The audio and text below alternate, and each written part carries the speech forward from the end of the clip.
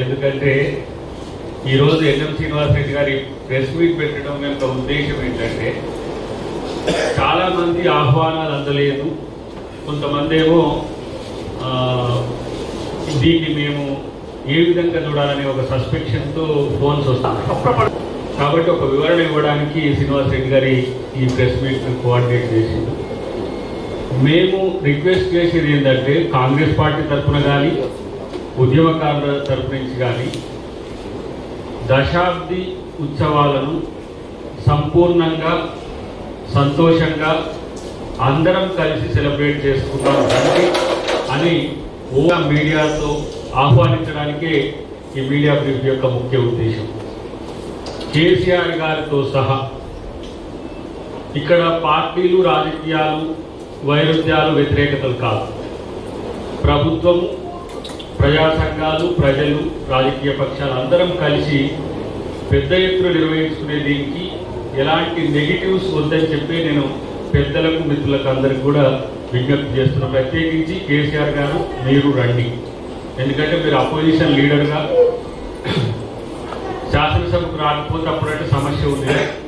ఈ రోజున రాజకీయాలు ఏమున్నా ముఖ్యమంత్రి గారు అందరం కలిసిపోవాలని ఒక మంచి ఉద్దేశంతో ఆహ్వానం పంపినందుకు మీరు దాన్ని ఒక మంచి ఆలోచనగా తీసుకొని పాల్గొనాలనేది మా యొక్క ఆలోచన.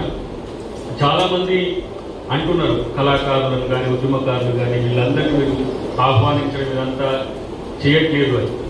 ఇది మళ్ళీ సెప్టెంబర్లోనో అక్టోబర్లోనో పెద్ద ఎత్తున అమరవీరులు, ఉద్యమకారులు, వాళ్ళ సంక్షేమం, వాళ్ళ అభివృద్ధితో పాటు ప్రజా సంఘాలు, జేఏసీలు, వివిధ రూపాల్లో ఉన్న జేఏసీలను అన్నింటినీ కూడా మొన్న కోదండరామ్ గారి నేతృత్వంలో ఎన్ఎం శ్రీనివాస్ రెడ్డి గారు మేమంతా సార్ట్అవుట్ చేసినాం. అయితే వీటికి పర్మిషన్స్ ఇవ్వలేదు.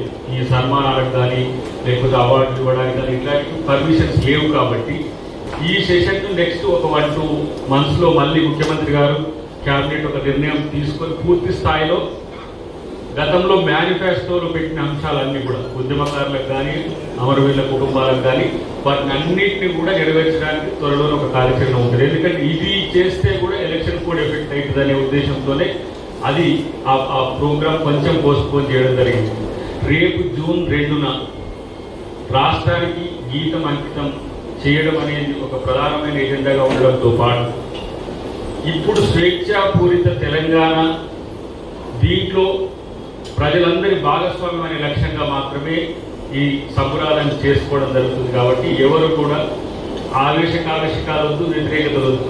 డెఫినెట్గా మేము అందరం కలిసి పనిచేసిన వాళ్ళము ఎవరైనా సరే వ్యతిరేకత లేకుండా దీనికి నిరసన అట్లాగే అని చెప్పి కొన్ని మీడియా సంస్థలు సరే చేస్తున్నాయి. ఇప్పటికీ వారిని కూడా ఆహ్వానిస్తాం. అందరూ కలిసి రండి. దీన్ని ఏదో నెగిటివ్ చేసి మళ్ళీ తెలంగాణలో వర్గ దృక్పథాన్ని పెంపొందించడానికి ఎవరు కూడా ప్రయత్నం చేయొద్దని, ప్రత్యేకించి ఆ గీతాన్ని రాసిన అందశ్రీ గారికి తెలంగాణ ప్రభుత్వం రేపు గౌరవిస్తున్న పరిస్థితుల్లో అందరూ కూడా సంతోషంగా ఉండాలని మా యొక్క విజ్ఞప్తి.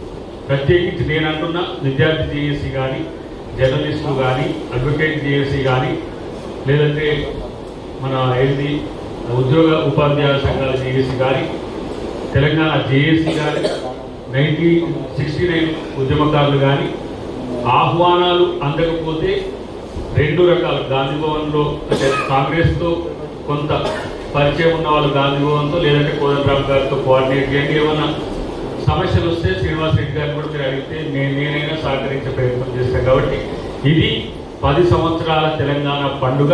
దీన్ని అందరం సంతోషంగా జరుపుకుందామని మీ అందరికీ కూడా ఆహ్వానిస్తున్నాను.